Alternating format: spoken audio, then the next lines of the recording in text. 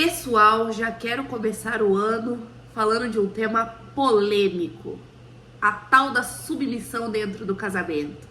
Já vou começar aqui meio que pisando em ovos, porque já sei que tem teólogo famoso aí sendo processado por falar sobre casamento à luz da palavra de Deus. E já peço desculpa pela minha voz tá meio fanha, tô com uma sinusite crônica, que vai resultar em uma cirurgia nas próximas semanas. Mas eu não queria deixar de fazer esse vídeo, quero aos poucos retomar o canal.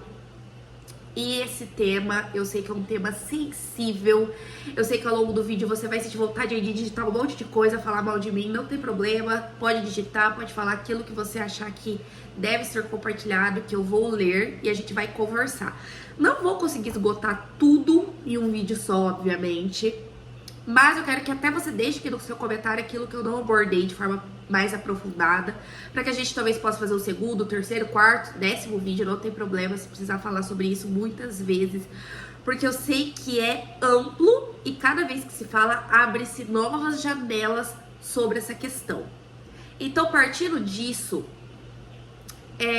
eu já sei que nós não esgotaremos tudo 100%, tá?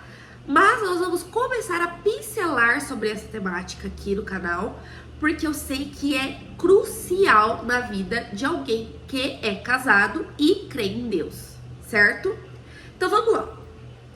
Antes de tudo, a gente precisa entender o que é casamento e o que Paulo, a partir de qual conceito Paulo estava falando quando ele quis dar essas diretrizes para o casamento, tá? Bom, a gente entende o casamento, o cristão deve entender o casamento a partir de uma compreensão de que ele é uma ferramenta nesta terra para refletir uma relação espiritual de Cristo com a igreja ou de Deus com o seu povo. O casamento, ele carrega a missão e o propósito de falar acerca da relação de Cristo para a igreja e da relação da igreja com Cristo. E é a partir desta compreensão que Paulo vai dar diretrizes acerca do casamento. A partir disso, é muito importante que a gente entenda que a pessoa com quem nós vamos nos casar nos fará viver ou não esta realidade. Por isso, é extremamente importante você escolher bem a pessoa com a qual você vai se casar. Desta decisão depende toda a sua vida até a sua morte. Por isso é necessário que sejam duas pessoas tementes a Deus. Se você escolhe uma pessoa que não é temente a Deus, com certeza você não viverá o casamento na sua plenitude, em tudo aquilo que o casamento tem para te oferecer. E então é a partir disso que Paulo vai trazer orientações. Então presta atenção. Paulo estava inserido em uma cultura, em uma realidade bem diferente da nossa dos dias de hoje. A forma como que as pessoas enxergavam o ser homem e o ser mulher naquela época era diferente da forma com que a gente encara isso nos dias de hoje. Então Paulo fala para que os homens amem as suas mulheres como Cristo amou a igreja e se entregou por ela. E ele também fala para que a mulher se submeta ao seu marido como a Deus. Pensa comigo, o que você acha que chamou mais atenção, que gerou mais estranheza, que trouxe mais responsabilidade ao falar isso? O papel do homem ou o papel da mulher?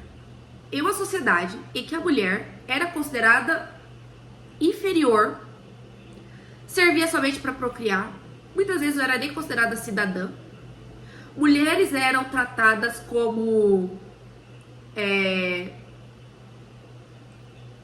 pessoas que mereciam desprezo muitas vezes. A gente pode ver em diversas passagens da palavra de Deus a mulher sendo desprezada, assim como as crianças, assim como os doentes, assim como os idosos. As mulheres viúvas, elas eram jogadas de escanteio na sociedade, porque afinal de contas ela perdeu o marido, então que valor ela tinha, socialmente falando? E Paulo fala que homem que se casa com uma mulher deveria se sacrificar a ela a ponto de morrer por ela. Então, naquele momento, eu imagino que os homens que estavam recebendo essa diretriz, eles estavam completamente chocados, porque isso ia muito além daquilo que eles entendiam dentro de um casamento. E Paulo, obviamente, também vai trazer uma diretriz para a mulher, que é se submeter ao homem como a Deus. Então a gente vai partir disso para entender o que Paulo quis dizer quando ele trata sobre submissão dentro do casamento. Quando Paulo fala sobre isso, a primeira coisa que você precisa ter em mente é que a relação da mulher para o homem tem a ver da relação da igreja para Cristo. Então, o propósito da relação da mulher com o homem dentro do casamento é refletir a relação do povo para Deus ou da igreja para Cristo. Pensa lá no livro de Oséias, quando o Senhor traz o desafio dele se casar com uma prostituta, e ao longo de toda a história nós vemos essa mulher traindo Oséias, sendo infiel a ele, trocando ele por outros homens. Naquele momento, Deus estava mostrando como Israel se comportava com Deus, como Deus recebia o tratamento de Israel para ele, era como uma prostituta para o seu marido. Então, existe essa relação, existe esse propósito dentro do casamento de refletir quem a igreja deve ser para Cristo. Então, a mulher, na relação com o seu marido, ela reflete como nós, igreja, nos comportamos na nossa relação com Deus. E a submissão, ela é uma ação voluntária da mulher para seu marido. Assim como nós, igreja, temos uma ação voluntária em nos submeter à vontade de Cristo na nossa vida. Então, a mulher se submete à autoridade do seu marido voluntariamente, por amor. Então, quando Paulo está tratando sobre a submissão, ele está dizendo, mulher, entregue voluntariamente a sua submissão ao seu marido. Não é algo impositivo, até porque nenhuma autoridade é construída impositivamente. Nós construímos a nossa autoridade através de uma relação com as pessoas que estão sob o nosso cuidado, sob a nossa liderança. Tanto que quando você é posto em uma situação de imposição, é muito mais difícil você se adequar àquela autoridade. Agora, quando aquela autoridade ela é conquistada, quando essa autoridade ela entende o papel e a função que ela tem na vida daquelas pessoas, seja uma autoridade civil, uma autoridade dentro do teu ambiente de trabalho, uma autoridade imperial, enfim, é muito mais fácil você se relacionar em um lugar seguro, sabendo que aquela pessoa entende a sua função e o seu papel. Por isso, você confia de que ela saberá tomar as melhores decisões. Não é diferente dentro de um casamento. O homem, ele tem um papel de autoridade dentro do casamento e quanto melhor ele exerce essa função, mais fácil é para a mulher se submeter à tua autoridade. Então, a gente parte de uma realidade onde duas pessoas estão comprometidas em exercer os seus papéis de forma correta, de forma digna.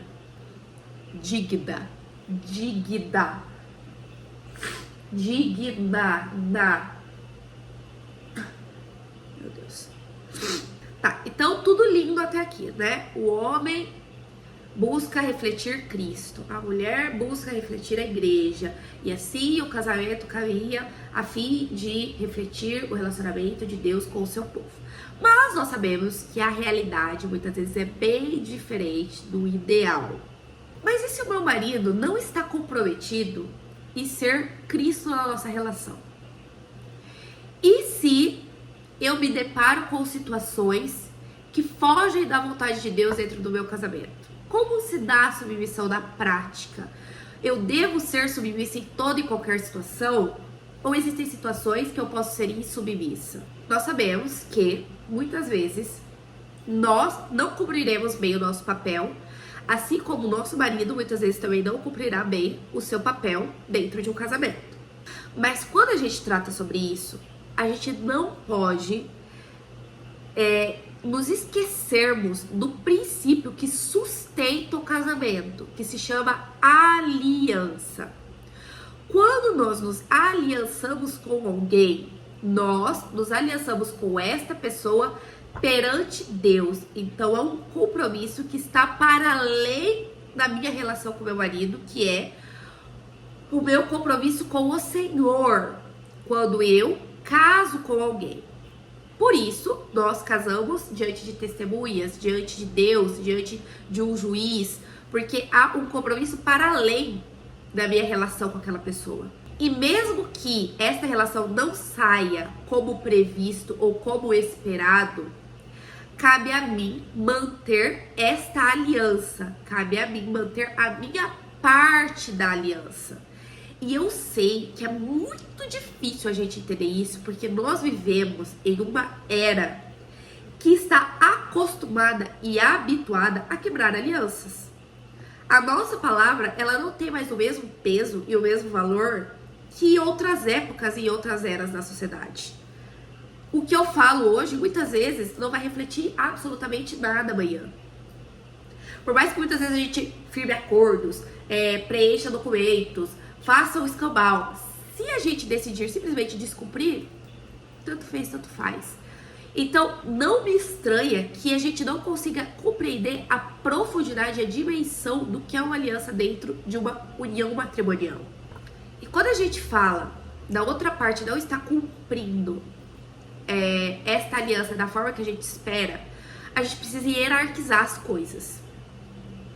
Quando a gente está falando, essa pessoa não está cumprindo a sua parte do acordo, a gente está falando que essa pessoa não está tendo boas decisões financeiras, pode ser que o nosso marido tenha más decisões financeiras e isso afete a nossa casa. Eu estou falando de um marido que fala de uma forma meio grosseira, que eu não gosto. Nosso marido pode não estar sendo Cristo na forma que ele se comunica comigo. Eu estou falando de um marido que tem atitudes violentas dentro da minha casa. Opa! Então a gente está falando de uma outra realidade, de uma mulher que não gosta das decisões financeiras do marido. O meu marido tem ações ilícitas que colocam a minha família em risco. A gente está falando de coisas diferentes de uma mulher que simplesmente acha que o marido fala de uma forma desagradável dentro de casa. Então a gente precisa hierarquizar. Quando a gente está falando que o nosso marido não está sendo Cristo dentro de casa, a gente está falando de questões que precisam ser melhoradas. Meu marido é muito preguiçoso, não me ajuda nos serviços do lar. Meu marido não entende que ele precisa ter um tempo com as crianças e isso me gera uma raiva profunda porque parece que eu estou sobrecarregado com os cuidados com os filhos. Nós estamos falando de um tipo de problema dentro de casa. E quando nós estamos falando de abusos, de violência, de ações ilícitas que coloquem a minha vida em risco, a vida dos meus filhos em risco, nós estamos falando de uma outra realidade. Então, sabendo que existe um papel a ser exercido pela mulher dentro do casamento, como nós nos posicionaremos diante de situações que se tratam de imperfeições do nosso marido e como eu devo agir diante de problemas que geram risco, violência, medo, abusos. Como eu vou me posicionar diante desses tipos de situações? Quando a gente trata de questões severas e graves, obviamente nós já estamos compreendendo e lendo a situação vendo que aquele homem não tem compromisso em exercer o seu papel de Cristo naquela família. E não existe nada mais triste do que um marido que não entendeu que ele deveria ser Cristo para aquela família. Que ele deveria amar, servir, proteger aquelas pessoas que estão sob a sua autoridade. Está sobre o homem o maior papel e a maior responsabilidade dentro do lar de ser aquele que mais serve, que mais ama e que mais protege essa família. Não está sobre a mulher isso, está sobre aquele que deve ser Cristo dentro daquele lar. Então, quando nós vemos uma situação grave dessas, obviamente esse homem não está comprometido em ser Cristo. Obviamente, muitas vezes a decisão mais sábia a ser tomada é com que esta mulher saia desta relação, para que a vida dela e a vida dos teus filhos não esteja correndo risco de vida. E existem situações, como aquela que a gente estava comentando, eu não concordo com as decisões financeiras do meu marido, eu acho que ele tem um posicionamento com os nossos filhos que me desagrada, ou às vezes ele me trata de um jeito que me machuca, me fere, eu não gosto do jeito que muitas vezes ele fala comigo. Quando nós estamos falando de situações que tem a ver com, às vezes, falhas, imperfeições do nosso marido, não justifica nós sairmos do nosso papel dentro da relação. Mas existe a forma correta de se trabalhar essas questões dentro do casamento. E eu sei que enquanto eu falo isso, muitas vezes tem questões meio que revirando dentro da gente. Como assim? Meu marido fala do jeito que ele quer e eu ainda tenho que ser submissa? Meu marido toma um monte de decisão errada e você tá falando que eu preciso continuar sendo submissa diante disso. Eu tô vendo ele tomando um monte de atitude errada financeira e você tá me dizendo que eu não posso me posicionar? Não é isso que eu estou dizendo. Calma, acalma o coração. Presta atenção. Primeira coisa, você precisa respirar e entender o que eu estou dizendo. Não adianta achar que eu estou falando que você precisa dizer sim para tudo que seu marido faz. Não é isso. A questão é que a submissão, o conceito de submissão, ele faz parte da nossa vida cristã. Ele não está resumido na nossa relação com o nosso marido. A palavra de Deus diz para que o cristão submeta-se uns aos outros em amor. Então, o ato de se submeter é um fruto de alguém que conhece a Deus. Essa é a primeira coisa. Então, seja homem ou seja mulher, nós nos submetemos uns aos outros em amor. Nós entendemos que o ato de submeter-se voluntariamente é um ato de amor a outra pessoa, pois nós estamos aqui como imagem e semelhança de Cristo para refletir o amor do Pai em todos os tipos de relacionamento que nós temos. E isso não tem a ver se o nosso marido tem defeitos ou não. Meu marido é perfeito, por isso eu me submeto. Meu líder da igreja é perfeito, por isso eu me submeto. O policial é perfeito, por isso eu o vejo como uma autoridade. A gente sabe que não é assim que funciona. A gente sabe como era difícil nos submetermos dentro de uma sala de aula, os professores. Muitas vezes os professores falando um monte de asneira que a gente discordava. A gente sabe o quanto é difícil a gente se submeter, às vezes, a um patrão, a um gerente. Às vezes eles fazem decisões que a gente não concorda. É difícil mesmo. Mas a submissão, ela é um fruto de alguém que se relaciona com Deus. Essa é a primeira coisa. Não seria diferente dentro de um casamento. Não vai ser fácil e não é fácil submeter a ninguém. A gente só gostaria de nos submetermos às nossas próprias vontades. A gente gostaria de dizer sim a todas as nossas vontades. Essa é a verdade. Qualquer outra pessoa que fale qualquer coisa diferente do que nós gostaríamos de ouvir, a gente já não quer submeter. Essa é a realidade da nossa geração e não seria diferente dentro de um casamento. Porém, dentro do casamento, existe uma hierarquia como em qualquer coisa da nossa vida.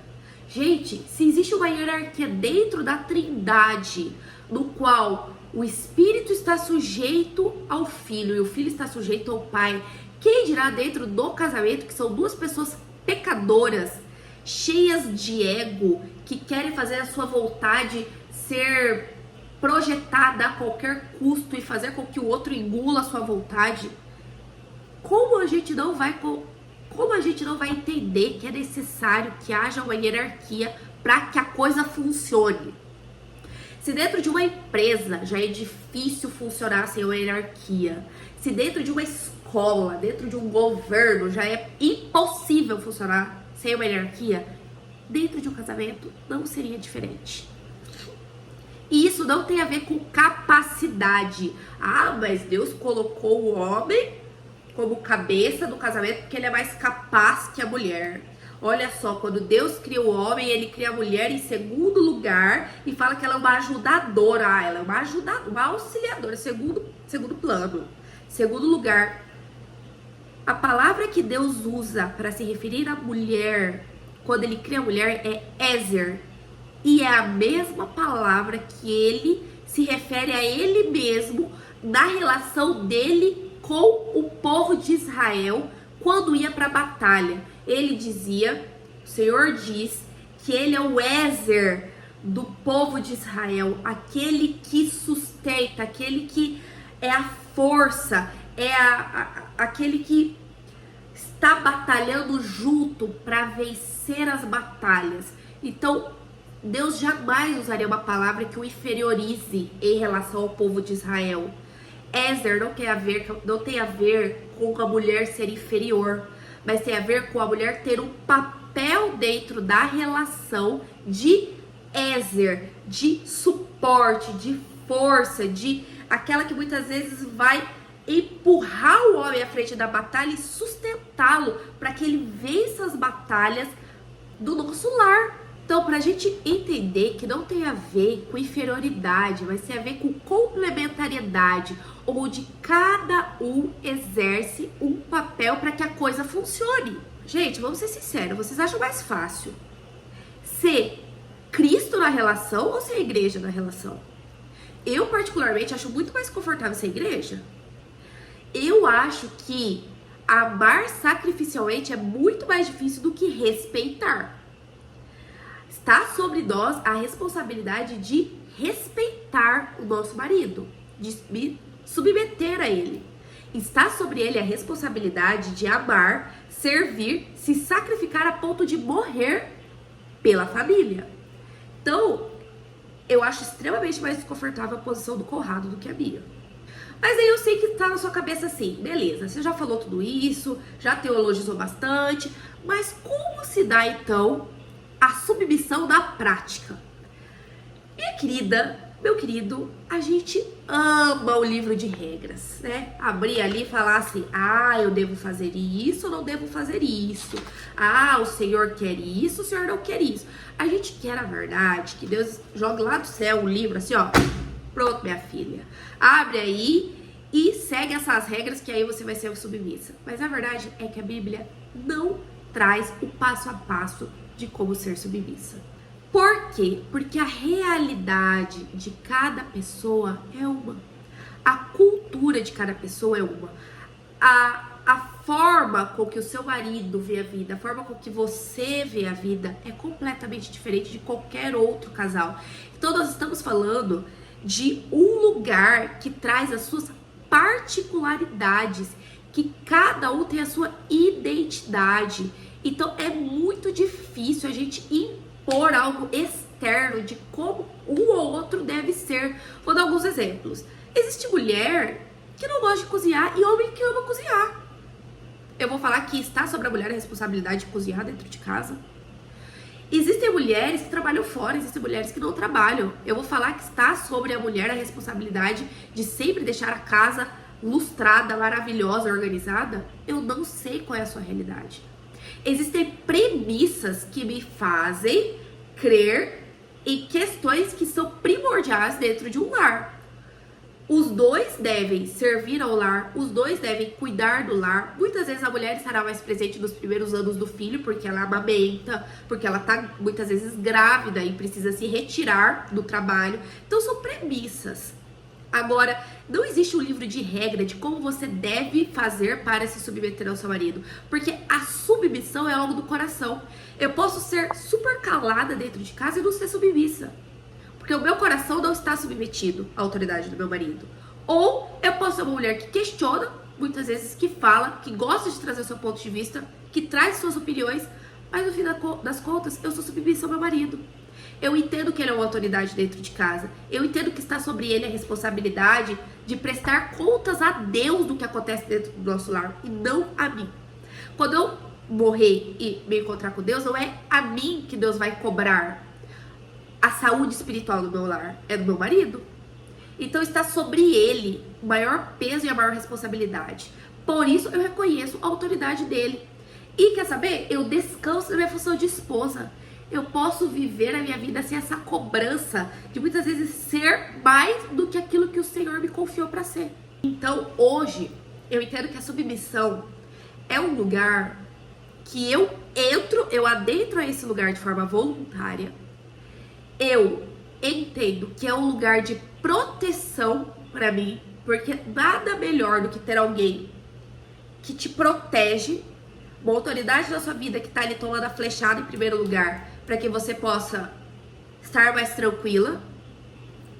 E eu entendo que eu tenho uma responsabilidade de respeitar meu marido, de me submeter, assim como a igreja se submete e respeita e ama Cristo.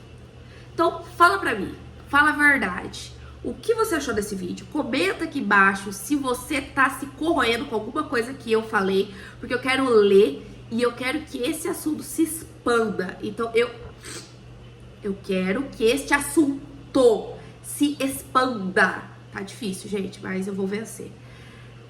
Por favor, deixe aqui o seu comentário. Se você ainda não é inscrito aqui no meu canal, se inscreve e me acompanhe, porque eu sei que a gente vai abordar muito mais questões polêmicas como essa. Um beijo e até o próximo vídeo. Tchau, tchau.